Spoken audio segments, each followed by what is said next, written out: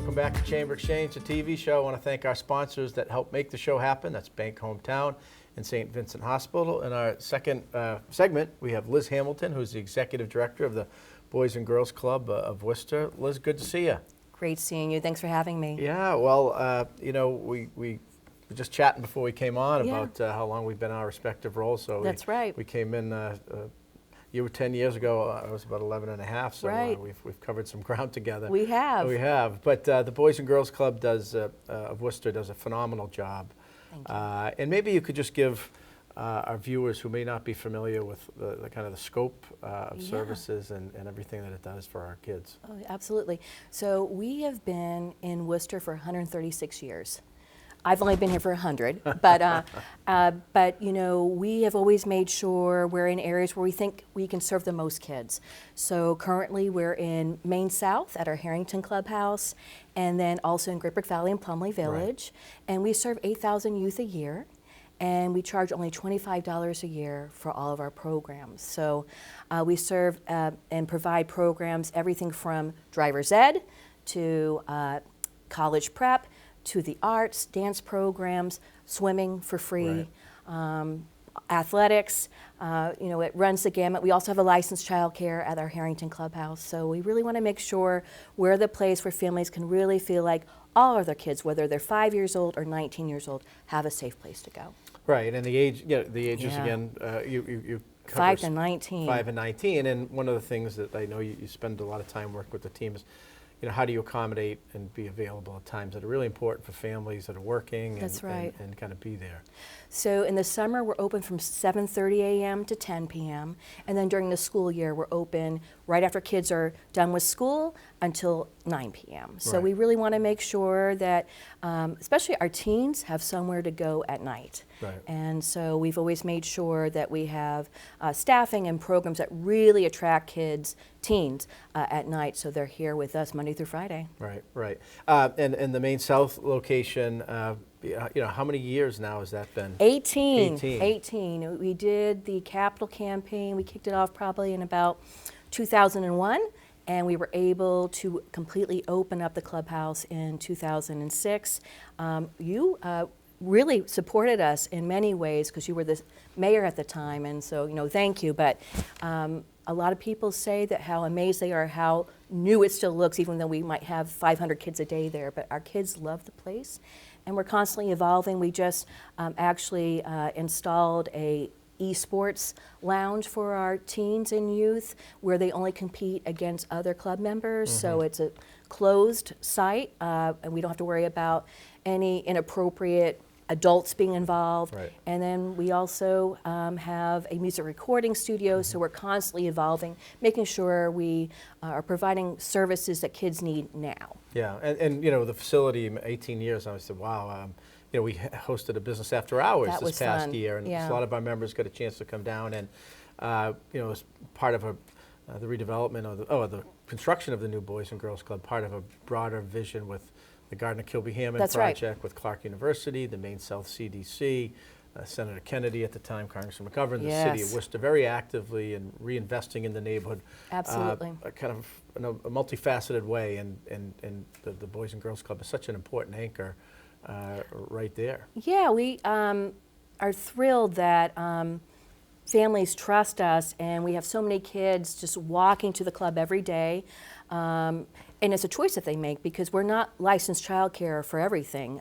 We only have 70 slots for that. The rest are kids who are coming every day because they choose to be there, they want to learn, they want to socialize in a safe place. It's been wonderful, and now we want to evolve and expand more. Right. In a really important, in my opinion, area of North Worcester, yeah, specifically Great Brook Valley. Yeah, now let's talk about that. You know, you've got a campaign, a club to call home. There's a whole transformation taking place at Great Brook Valley. Trinity Financial, with a unique partnership with the Worcester Housing Authority, has taken down the Curtis Apartments. Yes. Adding new affordable units, some market rates, some home ownership opportunities. That's right. But creating net number of new units. But part of that project and plan of the whole rehabilitation of Great Brook Valley includes a new Boys and Girls Club. We are really excited about it.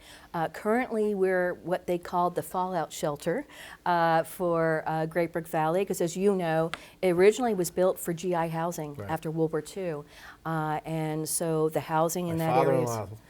Okay, he grew up in Great Brook Valley. His father was a World War II Right, veteran, and so the housing obviously is not where we want people to be continuing to live, and these new plans are incredible, beautiful, beautiful housing, but we really feel like this is our opportunity to move from a 3-room fallout shelter to being able to have a pool and a gymnasium and a workforce development center.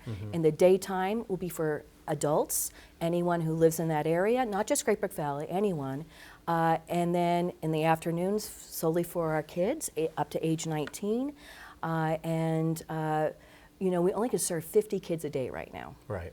In an area that has 1,000 kids just living in Great Brook Valley, let alone the thousands of kids who live in really well-developed, as you know, developments in that area that have nowhere to go after school unless they're really involved in sports, you know, high school and middle school sports. There's not a lot to do in that area. It literally is a youth development desert in North Worcester, and we really believe by having this community center in such an important area, it's going to impact us in a positive way economically. Right, and you know, all the studies and know that when kids have these types of opportunities and supports and are introduced to different programs, they do better in school, better family situations. Absolutely. And adding another anchor to the Great Brook Valley neighborhood, you know, along with the Edward M. Kennedy, you know, Health Center there, having this facility is really a relief to parents and families, not just in the Great Brook Valley, but in the surrounding neighborhood. That's right, and I think it will actually help where Great Brook Valley and those who live there won't feel like they're living in a silo, because it will be opened up to folks that live in Clark Street area, East Mountain Street, Lincoln Village, Lincoln Street, Burncoat. So I'm really excited about really even expanding the community. Right. But these things don't happen by accident. No. And as a former, and as somebody who's not only an executive director, but in the development space, you're going to need resources and help to do that. Well, funny you should ask. Yes, absolutely. And we just kicked off our capital campaign, and I'm really grateful that we've already received committed support from the Hanover Insurance Foundation, as well as one of the local foundations, the Harrington Foundation, and the Amelia Peabody Foundation. That's not even in Worcester, but they like what we're doing. Right, oh, that's great. And so we're already have some really good momentum, but there's going to be ways for us regular folk to be able to participate, whether they want to help us with the mural we're going to be designing there, and that for just $25 you can have your name on that mural, all the way up to some name gifts that you know, where you can have your a name or your company's name on our pool, on our gymnasium, on our upstairs workforce development center, or downstairs daycare. So there's many opportunities for businesses and individuals alike to get involved. Our alumni were really big supporters 20-something years ago. I'm already hearing that they're so excited about this. So it's going to be great. It is not cheap, right? So just to compare, it was $10 million, which at the time seemed like a lot of money, over 20 years ago. If it was built now, the same clubhouse, which is close to 50,000 square feet, it'd be $60 million. Right. This is the main south. Yes, the main south location. clubhouse. So we had to be strategic. We've gotten it down to $37 million at Great Brook Valley, and we've been told we're actually being very cost effective with it, but we will continue to work with our architect and designers and our project manager to make sure we keep costs as low as possible. And if people want to learn more, they can go to bgcworcester.org. That's right. That's right. Not only learn about programs and everything you're doing, but also about the campaign as well? That's right, absolutely. And they can also register their kids for our club on that website. But we have a whole page that explains where we're going with our Club to Call Home campaign and how they can get involved. We need volunteers, we need in-kind donations, and we need financial support. These days, you've got your hands full in life. That's why we help you bank simply and securely with tools like Face ID and Touch ID. It's why we make it easy to make purchases on the go and get cash back while you're at it. Why we help you quickly deposit checks wherever you are. And it's why we lend a hand with sending and receiving money right from your phone. So even when you're on the move, you can manage your finances. Bank Hometown. Unlock your potential.